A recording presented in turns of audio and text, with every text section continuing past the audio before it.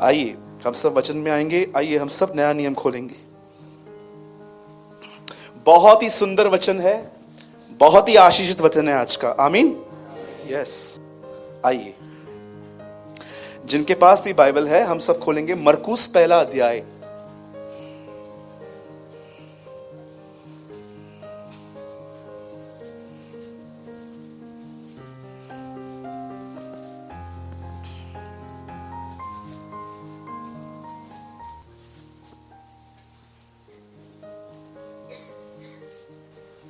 Mark chapter 1, Urdu में मरकुस की इंजील और उसका पहला बाब।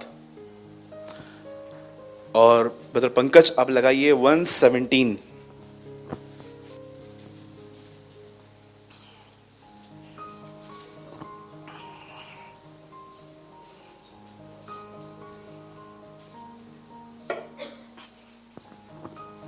और यीशु ने उनसे कहा, मेरे पीछे चले आओ, मैं तुमको मनुष्य के मछुए बनाऊंगा।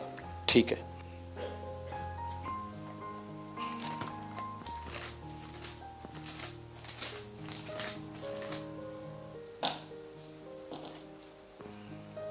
ध्यान दीजिए। A.W. Trouser, A.P. Samson, brother साधु सुंदर सिंह, D.L. मूडी, ये 4 लोग ऐसे हैं जिनकी बायोग्राफी मैंने बहुत अच्छे से पढ़ी है। मैं आपको बताना चाहता हूं, ये ऐसे लोग थे जब ये सेवा के लिए खड़े होते थे, परमेश्वर इनमें से बहकर कलीसिया तक जाता था। क्योंकि यीशु ने एक प्रतिज्ञा कही थी विश्वासियों के लिए कि जो मुझ पर विश्वास करते हैं उनके हृदय से जीवन के जल की नदियां बहेगी। आप में से कितने लोग इस बात को जानते हैं? ये जीवन के जल की नदी, ऐसा लिखा गया है कि मेमने के सिंहासन से निकली है। पर आपको मैं बताऊं, ये डायरेक्ट पृथ्वी पे नहीं आती है, ये मनुष्य के हृदय में से जाती है। आप समझ रहे हो मेरी बातों को? कभी आपने इस बारे में सोचा? स्वर्ग में बाप का सिंहासन है, बेटे का सिंहासन है, पर पवित्र आत्मा का कोई सिंहासन नहीं है। लिखा है उसके सामने, उस सिंहासन के सामने 7 दीवटे हैं। मैं कई बार देखा है, जब मैं होटल में खाना खाने के लिए जाता हूं तो एक व्यक्ति वहां पर, मैं वेटर नहीं बोलता हूं उनको, आई एम सो सॉरी, वो मेरे भाई हैं, मैं ये नाम उनको नहीं दे पाता हूं। मुझे लगता है कि नहीं, वो भी हमारे भाई हैं, उनकी कुछ मजबूरियां हैं। मैंने कभी भी, मैं वेटर को वेटर नहीं कहता हूं, मैं हमेशा उनको बोलता हूं, भाई यहां पर आओ। तो आपने देखा होगा वो कैसे खड़े रहते हैं कि आपको कुछ चाहिए, कंटिन्यू आपकी टेबल को वॉच करते हैं। आप में से कितने लोगों ने देखा है कि सिंहासन के सामने 7 दीवट हैं? आप जानते हो पवित्र आत्मा के अंदर एक स्वभाव है सर्वेंट का। जब पवित्र आत्मा आपके अंदर काम करेगा ना, मैं आपको बताना चाहता हूं, आप एक सर्वेंट बनोगे। आप प्रधान नहीं बनोगे, आप हुक्म नहीं चलाओगे, आप नौकर बनोगे। अब देखिए यहां पर क्या हुआ। ये ऐसे लोग थे जिनके मैंने नाम लिए, और भी बहुत सारे लोग हैं जिनके नाम मुझे फिलहाल याद नहीं आ रहे हैं, पर मैंने इन 4 लोगों की जिंदगी में चीजें देखी थी कि परमेश्वर उनके अंदर बहता था। पर मैंने जब इनके ऊपर स्टडी की तो मुझे पता चला इन 4 के लाइफ में एक बात सेम थी, कॉमन थी। और इनके अंदर नहीं, पतरस, याकूब, यूहन्ना और यीशु के चेलों में भी ये बातें कॉमन थी। आपको पता है इनकी सबसे अच्छी बात क्या थी? इन सब की नींव यीशु के साथ जीना था। ये कभी भी आजकल के प्रचारकों की तरह 1 घंटा पहले सरमन रेडी नहीं करते थे। इनका जीवन खुदा में था, इनको तैयारी नहीं करनी पड़ती थी। एक बार D.L. मूडी से पूछा गया, अगर आपको पता चले कि कल यीशु आने वाला है तो आज कैसे जियोगे? उसने कहा, मुझे कुछ बदलने की जरूरत नहीं है, मैं जैसा हूं मैं वैसा रहूंगा। कितना उसने अपना विवेक शुद्ध रखा है। अगर आज एक प्रॉफिट हमारे चर्च में आए और कहे कल यीशु आने वाला है, मैं आपको बताना चाहता हूं, आप में से बहुत सारे लोग डरकर यहां से भाग जाएंगे। अरे बाप रे, कल आ रहा है, इससे पैसे लिए, इसको देने हैं, इससे गलतियां की है, इससे माफी मांगनी है। लेकिन आपको बताऊं, D.L. मूडी उनमें से नहीं थे। आपको पता है इन लोगों की सबसे अच्छी बात क्या थी? इनकी नींव जानते हो क्या थी? यीशु के साथ जीना। आइए, बाइबल ऐसा बताती है कि एक व्यक्ति था, उसका नाम पतरस था। वचन कहता है यीशु इसकी बोट पे गया उस समय जब इसके पास कुछ भी नहीं था। जैसे यीशु उसकी बोट पे गया, यीशु ने उससे कहा नाव को गहराई में ले चल। इन लोगों ने वहां पर जाके जाल डाले और लिखा है इतनी मछलियां मिली, लिखा है कि उनके जाल फट रहे थे। आप पढ़ सकते हो, फटा नहीं पर फटने के कगार पर आ गए थे। और हुआ क्या, इन्होंने अपने साथियों को संकेत किया। अब ये नहीं लिखा गया है सीटी मारी कि चिल्लाया, लेकिन लिखा है उन्होंने कुछ इशारा किया और वो भी आए और उन्होंने भी मछलियां भर दी। अब सुनिए, ये सब कुछ हो जाने के बाद ऐसा लिखा गया है, यीशु ने उनसे कहा मेरे पीछे चले आओ, मैं तुमको मछुए बनाऊंगा। पतरस की बहुत सारी बातें लोगों को याद हैं। एक ऐसा चेला है वो कि वो इस बात में फेमस है कि उसे मछलियां नहीं मिली थी, बाद में मिली। पर आप में से कितने लोग इस बात को जानते हैं, उस मछलियों को एक्चुअली उसने छोड़ दिया था। उसने उस मछलियों को छोड़ दिया था और उसने इस इनविटेशन को एक्सेप्ट किया। यीशु ने कहा आओ मेरे पीछे चले आओ। अब मैं आपसे पूछना चाहता हूं, यीशु ने इन लोगों को अपने साथ क्यों बुलाया था? रीजन क्या था? आपको पता है यीशु ने इनको अपने साथ क्यों बुलाया था? प्लीज आप खोलो मत, ये देखो, ये रीजन है यीशु को उनके पास बुलाने का। ब्रदर मरकुस का 3:12, ये देखिए, खोलो मत प्लीज, आप यहां देखो ताकि आपका 1 सेकेंड, मैंने खोल के रखा था। 13 से स्टार्ट करो। ये देखिए,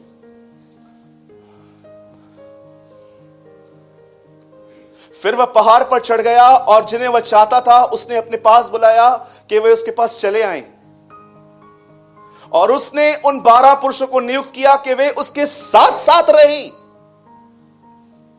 पहले उसने चुना, फिर खुदा के पास गया। उन चुने हुओं में खुदा ने उसको 12 लोग दिखाए और उन 12 को उसने नियुक्त किया और कहा मेरे साथ साथ रहो, और वो उन्हें प्रचार करने के लिए भेजे। आप सोचो, एक व्यक्ति को बुलाया इसलिए नहीं गया कि आप प्रचार कर, पहले आ और मेरे साथ रह और इस चीज को अपनी नींव बना।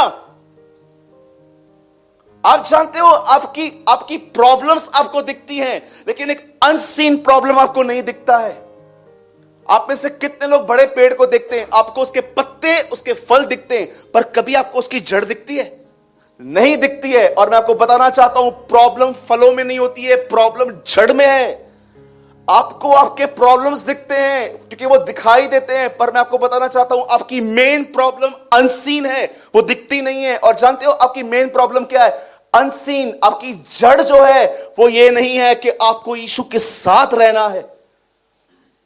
अब आप कह सकते हो ब्रदर हम चर्च तो आते हैं ना, हम प्रचार तो सुनते हैं ना, ये यीशु के साथ जीना नहीं है। यहां से आप इंफॉर्मेशंस लेके जाते हो कि हमें उसके साथ जीना है, पर जीने का मतलब जानते हैं क्या होता है? आज समझो, मैं आपको बाइबल में एक और व्यक्ति बताता हूं। अब देखो, पतरस चला गया, ब्रदर एक और वर्ड लगाओ, मरकुस का 10:46। अब देखो इसके साथ क्या हुआ, यहां देखो। और वह यरीहो में आए और जब वह उसके चेले एक बड़ी भीड़, मतलब इसका लास्ट लगाइए, मतलब ये ब्रतमाई जब चंगा, यीशु ने उससे कहा चला जा, तेरे विश्वास से तुझे चंगा कर दिया है। और वो तुरंत देखने लगा और मार्ग में उसके पीछे हो लिया। एक अंधा भिखारी था, हमेशा वो दिखता नहीं था, उसको सुनता था। एक बार यरीहो की भीड़ में, यरीहो के दरवाजों पे उसने इतनी पब्लिक का आवाज सुना, वो उठा, उसने पूछा यहां पर क्या हुआ है? सबने कहा नासरत का यीशु जा रहा है। उसने उसको दूर से कहा यीशु दाऊद की संतान, लिखा है यीशु रुक गया, बुलाया, चंगा किया। और चंगा होने के बाद लिखा गया है उसने अपनी आंखें खोली। पिक्चर पे नहीं गया वो कि वहां पिक्चर जहां जुम्मो, पिक्चरों पे नहीं गया, टिकटॉक नहीं बनाया उसने, सेल्फी नहीं निकाली अपने फेसबुक पे देखूं फीलिंग ब्लेस्ड।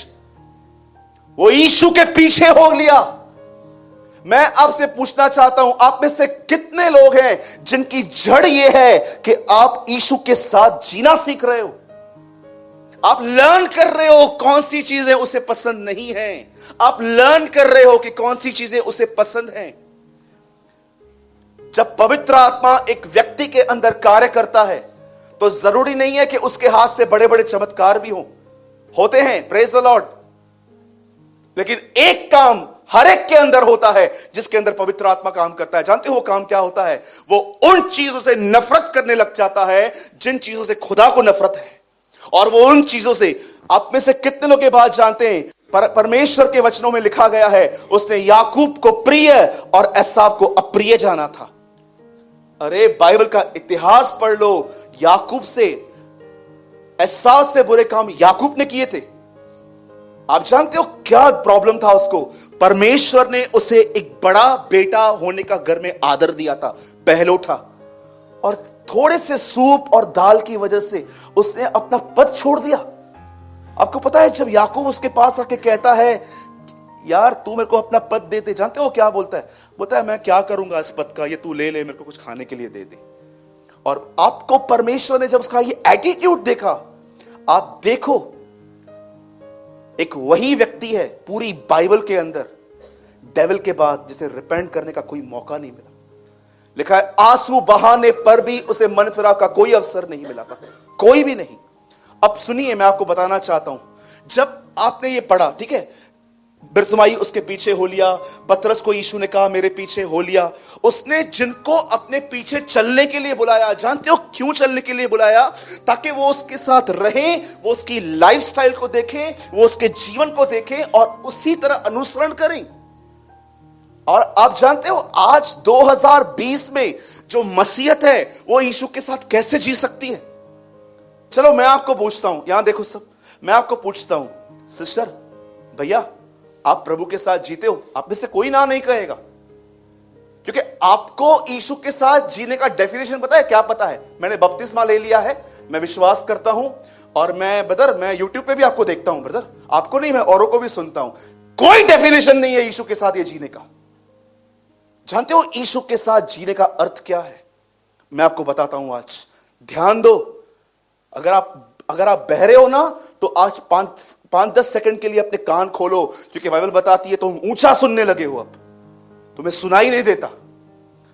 जानते हो जिसके बारे में आप अधिक सोचते हो आप उसी के साथ जी रहे हो। मैं फिर से कहूं, आपको एक स्टेटमेंट आपको हर एवेंजलिस्ट के मुंह से सुनने को मिलेगी। आप में से कितने लोग यीशु को अपना दिल देना चाहते हैं? और मैं आपको बताना चाहता हूं ये 2020 की कन्फेशन है जो बाइबल में कहां नहीं मिलती। मैं आपको बताऊं बाइबल क्या बताती है? अपना दिल नहीं, अपने थॉट्स दो उसको। दिल देना बहुत आसान है। अच्छा दिल दोगे कैसे मुझे बताओ? आधा मामा के पास है, आधा काका के पास है, आधा पैसों में, आधा चाचा के पास है। कहां से बटोरोगे दिल को? हमारा दिल बहुत बटा हुआ है, आधा बच्चों में घुसा हुआ है, आधा। मैं आपको पूछना चाहता हूं, जब परमेश्वर कहता है अपना मन, क्या आप उसको अपने विचार देते हो? पूछिए। अरे आप में से यहां पर जितने लोग बैठे हैं ना, मैं आपको सच कहता हूं, आपके मन के अंदर यीशु का जन्म तक नहीं हुआ है, आपके विचारों में यीशु का जन्म तक नहीं हुआ है। कितने लोग हैं मुझे बताइए, गाड़ी चलाते टाइम, काम करते टाइम, आप सब कुछ करते हो, लेकिन आपके विचारों में उसका राज्य है। बाइबल बताती है जब पहले तुम उसे नहीं जानते थे तो तुम आकाश के उस अधिकारी के अनुसार चलते थे, उन्होंने तुम्हारे मन को पकड़ के रखा था। लेकिन अब बाइबल कहती है तुम ज्योति की संतान हो। अगर आपको लगता है ब्रदर ये तो बहुत डिफिकल्ट है काम करते टाइम यीशु को याद करना, मैं आपको बताना चाहता हूं, यीशु परमेश्वर का पुत्र होकर कहता है मैं मनुष्य का पुत्र हूं। और वो एक शादी में था और उसकी शादी में दाखरस खत्म हुआ, उसकी मां कहती है इनका दाखरस खत्म हो गया। वहां खड़े होकर वो कहता है हे महिला तेरा मुझसे क्या नाता, मेरा समय नहीं आया है। आप बिलीव कर सकते हो, मैरिज के अंदर भी एक व्यक्ति को याद था कि उसे एक दिन क्रूस पे मरना है। सोचो, अरे चर्च के अंदर उसके ऊपर 2 घंटे मन लगाना बहुत आसान है। क्या आप एक ऐसे व्यक्ति हो जो मैं आपको डीजे पार्टी पे लेके जाऊं, मैं आपको एक गलत जगह पे छोड़ दूं और उसमें भी आपको याद है कि आप एक मसीह हो और आपको मसीह की तरह आचरण करना है? आज के मसीह सिर्फ कलीसिया में मसीह है, वो बाहर मसीह नहीं है। मैं आपको बताऊं, बुरा नहीं मानना, कभी आपको लगता है आप चर्च गए थे, आप बैठ के चले आए, आपने कुछ नहीं सुना, कुछ नहीं समझा, यू नो, आप चर्च गए थे, आप वहां बैठे थे, कितने लोग कभी फील हुआ है आपको आप बैठ के चले आए खाली? मुझे ऐसा फील हुआ है कई बार कि मैं बैठ के मैं चला आया, मैंने कुछ समझा नहीं, मैंने कुछ सुना नहीं, क्योंकि मैंने जानते क्या किया, मैंने प्रचारक को देखा लेकिन उसकी बातों के बारे में मैंने कुछ नहीं सोचा। अगर आप सच में प्रभु का पीछा करना चाहते हो तो मैं आपको बताना चाहता हूं, सुनिए, मैं आपको 2 रास्ते बताता हूं उसके साथ जीने के।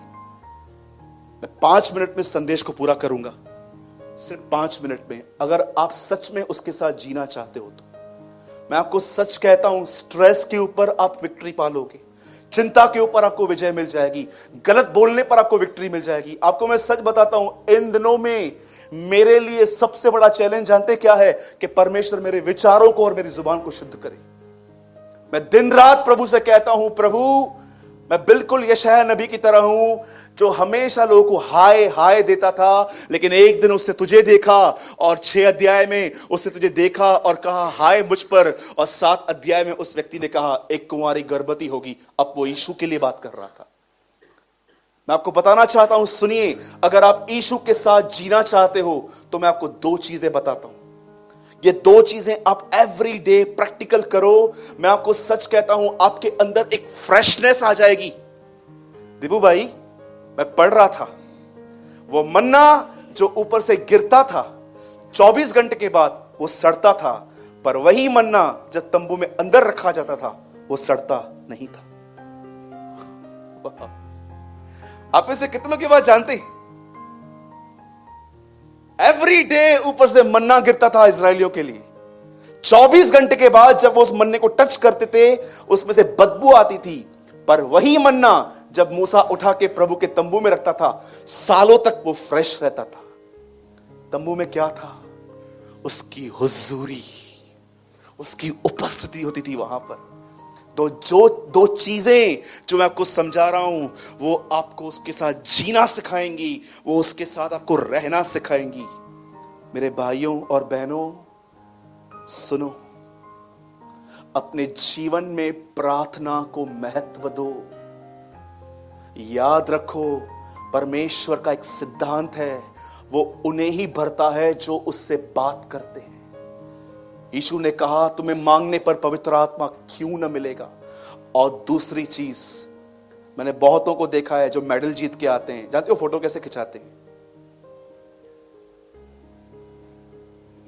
ये क्या है? विक्ट्री। मैं हमेशा कहता हूं एक मसीह के पास विक्ट्री पाने के लिए 2 ही चीजें हैं, prayer and the word of God. स्वर्गदूत को, कुछ स्वर्गदूतों को 2 पंख होते हैं, एक काट दूं तो ये आपके 2 पंख हैं उड़ने के। और जब मैं कहता हूं प्रार्थना, तो मैं आपको सिर्फ बकबक करने के लिए नहीं सिखा रहा हूं कि सवेरे उठो और वही रटी रटाई प्रार्थना करो। कभी कभी कुछ लोग ऐसे सिखा देते हैं हमें कि प्रार्थना मतलब, मैं आपको बताता हूं कैसे करो। 5 मिनट पहले पाप कन्फेस करो, फिर 5 मिनट स्तुति आराधना करो, फिर 5 मिनट अपने लिए प्रार्थना करो, फिर परिवार के लिए प्रार्थना करो, फिर दुनिया के लिए प्रार्थना करो। और मैंने लोगों को देखा है जो पाप नहीं भी करते ना वो भी कबूल करते थे, क्योंकि आदत पड़ गई है। एक भाई को मैंने बोला अपने साथ प्रार्थना करते हुए, तू प्रार्थना कर। तो एक्चुअली आप देखो, जब ग्रुप में प्रेयर होती है तो छोटी प्रेयर्स होनी चाहिए। आपकी लंबी प्रार्थना कहां होनी चाहिए? घर में। एक बार एक व्यक्ति को मैंने बोला था खाने के लिए प्रार्थना करो, उसे प्रार्थना स्टार्ट किया। स्वर्गीय पिता, मैं आपको धन्यवाद देता हूं आज के भोजन के लिए। प्रभु जी, आप हमें इस घर में लेकर आए, मैं आपका शुक्र करता हूं। प्रभु, आप इस भोजन को शुद्ध करें, आशीष दें, और इस भोजन के अंदर कोई अंधकार है, मैं सच बता रहा हूं, मैं कल्याण में था, मैंने उसको चिमटी मारी और मैंने कहा खाना ठंडा हो रहा है। इतनी लंबी प्रार्थना, रोटी में था, कमेंट वो करे यीशु के नाम से इसमें से जो कुछ निकल, इतना लंबा प्रार्थना। मैंने बोला, तो मुझे समझ में आ गया कि एक्चुअली इसको पास्टर प्रचार करने नहीं देता है, तो ये प्रार्थना में ही प्रचार कर देता है। मैं वहां पर समझ गया। सुनिए, जब मैं कहता हूं कि प्रार्थना करो तो मैं बकबक करने के लिए नहीं कहता हूं, मीनिंगफुल प्रेयर करो। मुझे एक बात बताइए, यहां देखिए, अगर आप में से कोई पिक्चर पे जाता है और आप किसी का प्रचार सुनते हो तो और आप देखते हो ही इज अनॉइंटेड पर्सन, उसके ऊपर एक अभिषेक है। आप मुझे बताइए, पवित्र आत्मा को यह बोलेगा अभिषेक मांग, कि प्रभु आपको यह कहेगा कि इस पिक्चर देखने की लस्ट को निकालने के लिए दुआ कर? आपके अंदर लस्ट है और आप अभिषेक मांग रहे हो। बकवास प्रार्थना है ये सब। मीनिंगफुल प्रेयर, यीशु ने कहा अन्य जातियों की तरह बकबक मत करो। इंग्लिश में लिखा है डोंट रिपीट मीनिंगलेस प्रेयर्स। तुम्हें जिस चीज की जरूरत है मुद्दे पर आओ। आप में से कितने लोग ये बात जानते हैं, जब पतरस डूब रहा था तो पतरस ने डूबते समय ऐसा कहा, इब्राहिम, इसहाक और याकूब के परमेश्वर, मैं आपको धन्यवाद करता हूं कि आप मुझे लेकर आए, अब मुझे बचा लो। अरे सीधे से उसने कहा मुझे बचा। यीशु ने उसको क्या किया? क्या यीशु उसको पैर रख के बोला तेरे को मना किया था हवा को मत देख, वो गार्डन में गिर गया था हवा से, तू इसको देख के गिर गया? यीशु ने ऐसा कहा? एक था, उसने भी हवा की सुनी थी गार्डन में, वो भी गिरा, तू भी गिरा, अब पूरा ही डूब। क्या यीशु ने ऐसा कहा? भाइयों, हवा को देखने वाले सब डूबे। सुनिए, मैं क्या समझाने की आपको कोशिश कर रहा हूं। क्या यीशु ने इसको क्या कहा? उसने यीशु को क्या, हे प्रभु मुझे मीनिंगफुल टॉक करो खुदा के साथ। जो आपके अंदर है उसे बताओ, प्रभु इसका बिहेवियर मुझे तंग करता है, प्रभु मुझ पर दया कर, मैं टीवी से चिपका रहता हूं, मुझे निकाल। मीनिंगफुल बात करो प्रभु से, अननेसेसरी टॉक मत करो, कुछ नहीं होगा। क्या कहा प्रभु ने? इनका विश्वास है, इनके बहुत बोले जाने से इनकी प्रार्थना सुनी जाती है, ये उनका ट्रस्ट है। मीनिंगफुल बात करो। मैं कई बार जब प्रभु के सामने रहता हूं, मैं मीनिंगफुल बात करता हूं। प्रभु, मैं आपको बताना चाहता हूं मैं कैसा व्यक्ति हूं। मेरी कलीसिया मुझे बहुत धर्मी समझती है, पर प्रभु मैं उतना धर्मी नहीं हूं जितना मुझे लोग समझते हैं। मैं ऑनेस्टली खुदा को कहता हूं ये चीज, मैं आपके सामने भी कहता हूं। हो सकता है आप में से मुझे बहुत सारे लोग सोचते हो कि मैं बहुत स्पिरिचुअल हूं, नहीं हूं। मैं, मुझसे भी गुनाह होता है, मैं भी कभी कभी अपना गुस्सा, मैं भी गुस्सा कर देता हूं। पर एक चीज जो मुझ में है, अगर पवित्र आत्मा मुझे मेरा गुनाह दिखाता है, मैं 100% मान लेता हूं कि हां ये मैं हूं, मुझे माफ कर। अपने जीवन में प्रार्थना को महत्व दो और अपने जीवन में परमेश्वर के वचन को महत्व दो। मैं एक आखिरी वर्ड खुलवा के मैं इसको बंद कर रहा हूं। But the last word, Joshua 1:8। सब देखिए यहां पर क्या लिखा है। Jesus, brother fast please. 1:8 यहोशू। व्यवस्था की ये किताब, व्यवस्था की ये किताब तेरे चित्त से कभी ना उतरने पाए।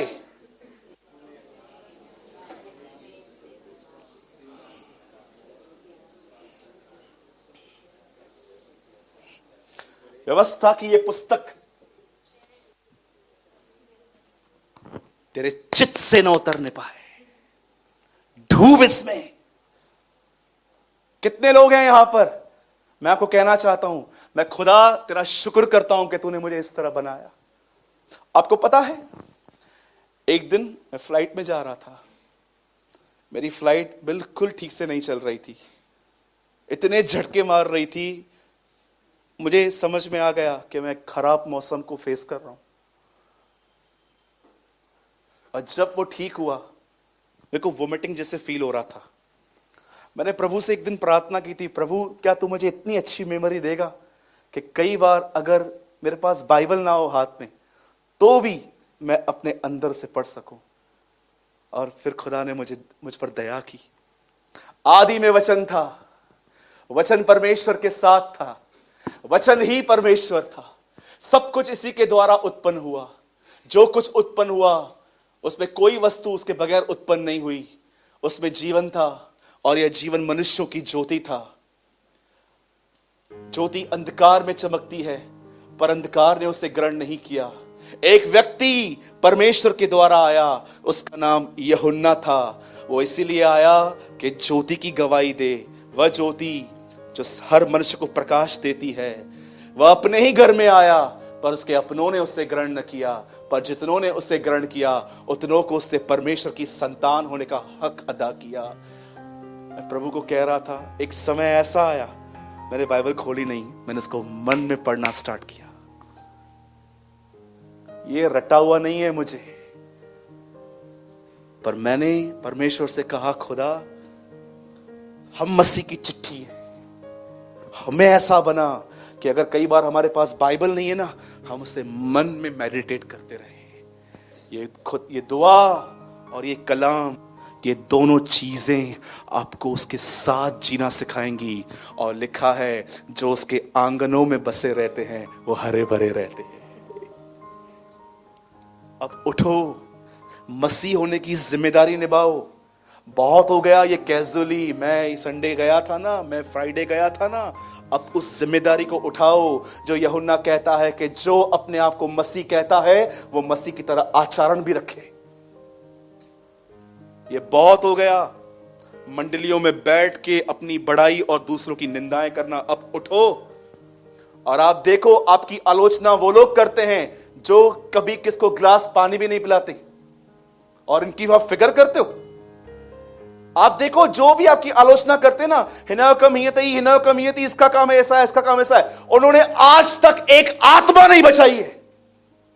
और आप इनकी फिक्र लेके अपने माइंड को डिस्टर्ब करते हो। जब मुझे पता चलता है ना कि ये भाई आपके लिए वो बोल रहा है, मैं बोलता हूं इसका काम है बोलना, आप क्यों मुझे बताते हो? उसका काम है, उसका जन्म ही बकवास करने के लिए हुआ है। एक बार मैंने अपना मोबाइल खोला, एक मैसेज आया था, उसमें मालूम है एक व्यक्ति ने मुझे एडिट करके मुझे इनकरेज करने के लिए क्या लिखा था, भाई सूरज आप कभी टेंशन मत लिया करो, कुछ लोग का जन्म होता ही बकवास करने के लिए। मैंने उसको लिख के भेजा, थैंक यू।